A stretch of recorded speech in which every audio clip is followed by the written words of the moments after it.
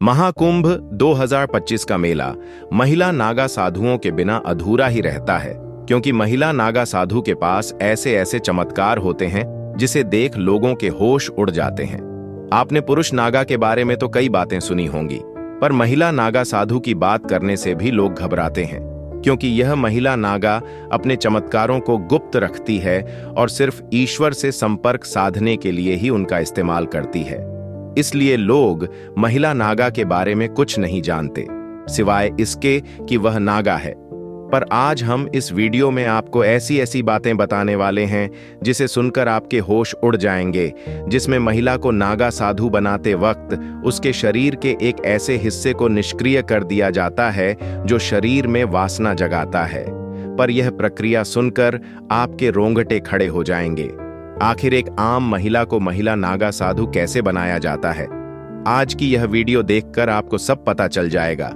महिला नागा साधु कौन होती है, होती भी है, या सिर्फ किताबों और कहानियों में मिलती है? क्या सिर्फ पुरुष ही नागा साधु बन सकते हैं? देखिए, इसका जवाब तो मैं आपको अभी बता देता हूं कि महिला नागा साधु होती है। अब आपके मन में सवाल उठ रहे होंगे कि क्या महिला नागा साधु भी पुरुषों की तरह बिना कपड़ों के हर पल रहती हैं? और नागा साधु बनने के लिए महिलाओं को अपने जिस्म का कौन सा पार्ट त्यागना पड़ता है? लंबे लंबे बाल, भभूत से लिपटा नंगा बदन, हर पल नशे में डूबी रहना, क्या यही पहचान है? एक महिला नागा साधु की कैसी है? इनकी रहस्यमयी दुनिया सभी जानते हैं कि नागा साधु वह होते हैं जिनके काफी बड़े बड़े बाल होते हैं और वह निर्वस्त्र यानी बिना कपड़ों के रहते हैं और उनके शरीर पर हर तरफ भस्म लगी रहती है। लेकिन नागा साधु के बारे में इतने सारे फैक्ट हैं जिनके बारे में बहुत कम लोग जानते हैं। सबसे पहले आपको बताते हैं नागा साधु और साधुओं से अलग कैसे होते हैं। नागा साधु कई मायनों में दूसरे साधुओं से अलग होते हैं। सामान्य साधु आपको कहीं भी दिख जाते हैं और उनका रहन सहन का तरीका भी नागा साधुओं से काफी अलग होता है। नागा साधु हर तरीके से इस दुनिया से दूर रहकर तपस्या करते हैं और अलग ही जीवन जीते हैं। कोई भी बेहद कठिन परीक्षा और लंबे प्रोसेस के बाद नागा साधु बनता है। नागा साधु बनने की प्रक्रिया भी बहुत दिलचस्प है। नागा साधु बनने के लिए एक पूरी प्रोसेस होती है और इसमें कई लेवल पार करने के बाद ही कोई नागा साधु बन पाता है। यह प्रक्रिया कई सालों तक चलती है और उसके बाद किसी अखाड़े द्वारा उन्हें नागा साधु माना जाता है। इन लेवल्स को तहकीकात, महापुरुष अवधूत लिंग भंग या टांग तोड़ नाम दिए गए हैं। इसमें सबसे पहले तहकीकात की प्रक्रिया होती है, जिसे अखाड़े में एडमिशन की तरह माना जा सकता है। इसमें पहले नागा साधु बनने के इच्छुक इंसान की अखाड़े में एंट्री होती है और जांच पड़ताल की जाती है। इस दौरान अखाड़े के लोग यह तय करते हैं कि यह नागा साधु बन सकता है या नहीं। उसके बाद इन्हें अखाड़े में शामिल किया जाता है और कई सालों तक उन्हें साधुओं के साथ तपस्या करनी होती है। कई साल तक तपस्या करने के बाद जब वह नागा साधु बनने के लिए तैयार होते हैं तो उसके बाद उनकी कई स्तर पर परीक्षा होती है। इस दौरान उनके तप त्याग की जांच की जाती है। पहले की प्रक्रिया ब्रह्मचर्य होती है। इसके बाद उन्हें महापुरुष बनाया जाता है। इस प्रक्रिया में उन्हें रुद्राक्ष दिए जाते हैं, जो अक्सर नागा बाबा के शरीर पर दिखाई देते हैं। इसके बाद अवधूत प्रोसेस से गुजरना पड़ता है, जिसमें उन्हें बाल कटवाने पड़ते हैं, मतलब मुंडन होता है और खुद का ही पिंड दान करना पड़ता है। ऐसे में वह अपने परिवार और संसार के लिए मृत हो जाते हैं। इसके बाद वह साधना करते हैं और भगवान में ही लीन हो जाते हैं। इसके बाद एक प्रक्रिया होती है जो अखाड़े में लगे एक खंभे के नीचे होती है। इसी प्रक्रिया में कई रिवाज पूरे किए जाते हैं, जिसमें लिंग भंग की प्रक्रिया भी होती है। इसके बाद उन्हें वासना आदि से मुक्त कर दिया जाता है और उनके लिंग को एक तरह से निष्क्रिय कर दिया जाता है। इस प्रक्रिया के बाद नागा साधु बनते हैं और कुंभ के दौरान ही कई गुरुओं द्वारा नागा साधु बनाया जाता है। महिला नागा साधु के बारे में जानते हैं। आपको बता दें कि महिला नागा साधु बनने से पहले यहाँ महिलाओं को 10 से 15 साल तक कठिन ब्रह्मचर्य का पालन करना पड़ता है। इसके बाद अगर इन महिलाओं के गुरु इस बात से संतुष्ट हो जाते हैं कि महिला ब्रह्मचर्य का पालन कर सकती है, तभी उसे दीक्षा प्रदान की जाती है। नागा साधु बनने के लिए दृढ़ इच्छा शक्ति और सन्यासी जीवन जीने की प्रबल इच्छा होनी चाहिए। महिला नागा सन्यासी बनने से पहले अखाड़े के साधु संत उस महिला के घर परिवार और उसके पिछले जन्म की जांच पड़ताल करते हैं। महिला को भी नागा साधु बनने से पहले खुद का ही पिंड दान करना पड़ता है और पुरुषों की ही तरह महिला नागा साधु का भी मुंडन किया जाता है और फिर उस महिला को नदी में स्नान के लिए भेजा जाता है। महिला नागा सन्यासिन पूरा दिन भगवान का जाप करती रहती हैं और सुबह सुबह जल्दी उठकर शिव जी का जाप करती। इसके बाद दोपहर में भोजन करने के बाद फिर से शिव जी का जाप करती है और शाम को सोती है। अखाड़े में महिला साधुओं को पूरा सम्मान दिया जाता है। जब महिला नागा सन्यासी पूरी तरह से बन जाती है तो अखाड़े के सभी साधु संत उस महिला को माता कहकर बुलाते हैं। साथ ही सन्यासी बनने से पहले महिला को यह साबित करना होता है कि उसका अपने परिवार और समाज से अब कोई मोह नहीं है। इस बात की संतुष्टि करने के बाद ही आचार्य महिला को दीक्षा देते हैं। आपको बता दें कि महिला साध्वी को पूरी तरह से नग्न अवस्था में रहने की इजाजत नहीं है। वह बॉडी पर एक भगवा कपड़ा लपेटकर रहती है, ठंड हो या फिर बरसात। हर मौसम में यही एकमात्र उनकी पोशाक है।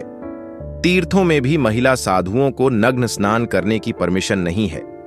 आपको जानकर हैरानी होगी कि कई अखाड़ों में नागा साधु की दीक्षा लेने के लिए विदेशी महिलाओं की संख्या काफी ज्यादा होती है। भारत में जिस तरह नागा साधु इतने कठोर होते हैं और इतनी परेशानियों के बावजूद बिंदास जीते हैं, इसके पीछे क्या वजह है, यह जानने के लिए बाहर के लोगों में काफी दिलचस्पी होती है। यही वजह है कि कुंभ में नेपाल से बहुत सी महिलाएं आती हैं। इनमें कई साध्वी ऐसी होती हैं जो गृहस्थ जीवन को त्याग कर साध्वी बन गई है। जूना अखाड़े में इस तरह की कई साध्वी हैं। इसके अलावा जर्मनी, मॉस्को, अमेरिका समेत अन्य देशों की महिलाएं भी साधु बन जाती हैं। इनमें तो कई ऐसी हैं जो बिल्कुल यंग है, जो पढ़ी लिखी हैं। सच कहूं तो इन्हें हरि भजन के अलावा अन्य किसी से कोई मतलब नहीं। यह सभी साध्वी अखाड़ा के नियमों के मुताबिक ही पहनावा और तिलक से सबका श्रृंगार करती है। दोस्तों, अब जो मैं आपको बताने जा रहा हूं वह काफी हैरान कर देने वाला है। क्या कभी आपने सोचा है कि आखिर यह नागा या महिला नागा साधु सिर्फ कुंभ के मेले में दिखाई पड़ते हैं, लेकिन इसके अलावा इतने वर्षों वह कहां रहते हैं, कैसे रहते हैं? शायद ही आप में से किसी ने इस बात पर गौर किया होगा। नागा साधु हमेशा तपस्या में लीन होते हैं। वह साधना के लिए अखाड़े को छोड़ देते हैं और कंदरा में चले जाते हैं। कंदरा का मतलब होता है पर्वतों में मौजूद सुरंग। इसमें भी कई तरह के नागा साधु होते हैं और जगह के नाम पर उनके नाम होते हैं। जैसे पर्वतों में रहने वाले नागा साधुओं को पर्वतागिरी, नगर में रहने वाले साधुओं को, पूरी जंगल में रहने वाले साधुओं को अनन्य कहा जाता है। यह अलग अलग जगहों पर रहते हैं।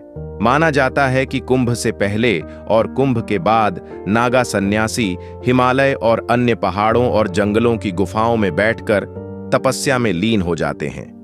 यह आम तौर पर एक गुफा में कुछ साल रहते हैं और फिर दूसरी गुफा में चले जाते हैं। किसी को मालूम नहीं होता कि वह इन दिनों कहां है और क्या कर रहे होंगे।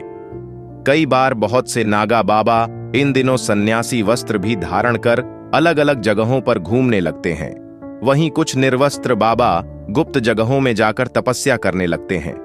इस दौरान वह जड्डी बूटी और कंदमूल पौधे के साथ जंगलों और पहाड़ों पर होने वाले खाने की चीजों से अपने पेट भरते हैं। वह घूमते भी रहते हैं, लेकिन यह सब इतने सीक्रेट तरीके से होता है कि किसी को पता नहीं चलता। कुछ नागा साधु झुंड में निकलते हैं तो कुछ अकेले ही यात्रा करते हैं। कई बार यह जिस गुफाओं में बैठते हैं, कई दिनों तक भूखे प्यासे ही बैठे रह जाते हैं। अब आप सोच रहे होंगे कि जब यह नागा साधु अपनी पहचान छुपाकर इधर उधर भ्रमण करते हैं तो फिर यह करिश्माई तरीके से कुंभ में कैसे नजर आते हैं? यह खबर इनको कौन देता है? यही तो राज है। दरअसल हर अखाड़े में एक कोतवाल होता है। जब दीक्षा पूरी होने के बाद नागा साधु अखाड़ा छोड़ साधना करने जंगल या पहाड़ों में चले जाते हैं तो यह कोतवाल नागा साधुओं और अखाड़ा के बीच की कड़ी का काम करता है। जब कभी कुंभ और अर्ध कुंभ जैसे महापर्व होते हैं तो यह नागा साधु कोतवाल की सूचना पर वहां रहस्यमय तरीके से पहुंच जाते हैं। हालांकि यह किसी को नहीं मालूम कि उन्हें कैसे यह सूचना मिलती है कि कुंभ कहाँ हो रहा है और कब हो रहा है, लेकिन वह जहां कहीं भी होते हैं वह आ जाते हैं। कुछ लोगों का यह भी मानना है कि उनके पास कुछ ऐसी रहस्यमय विद्या या ताकत होती है जिससे वह अपने साथियों द्वारा भेजे गए संदेशों को समझ जाते हैं। कुंभ मेले के दौरान होने वाले प्रमुख अनुष्ठान और धार्मिक आयोजन में शामिल होते हैं। इस आयोजन में अखाड़ों के साधु, संत नागा साधु और अन्य श्रद्धालु विशेष क्रम में नदी में स्नान करते हैं। मान्यता यह है इससे आत्मशुद्धि और मोक्ष प्राप्ति का मार्ग मिलता है। प्रक्रिया: साधु संत कलश में पवित्र जल भरकर धार्मिक स्थलों पर ले जाते हैं। महत्व: इसे धर्म और अध्यात्म की पवित्रता का प्रतीक माना जाता है। पवित्र गंगा नदी के तट पर भव्य आरती का आयोजन होता है। महत्व: आरती में शामिल होकर भक्तों को दिव्य ऊर्जा और आशीर्वाद प्राप्त होता है। कुंभ मेले के दौरान कई साधु और नागा साधु दीक्षा ग्रहण करते हैं।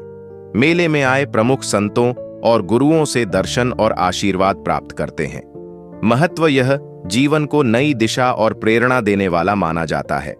कुंभ मेले के दौरान होने वाले यह अनुष्ठान न केवल धार्मिक महत्व रखते हैं, बल्कि यह भारत की समृद्ध आध्यात्मिक परंपरा और सांस्कृतिक एकता के प्रतीक भी है। यह आयोजन भक्तों के लिए आत्मशुद्ध ईश्वर प्राप्ति और सामाजिक समरसता का एक महान अवसर प्रदान करता है। मित्रों, अगर आपको यह कहानी पसंद आई है तो कमेंट बॉक्स में हर हर महादेव अवश्य लिखें और ऐसी ही रोचक कहानियों के लिए हमारे चैनल को सब्सक्राइब अवश्य करें। हर हर महादेव।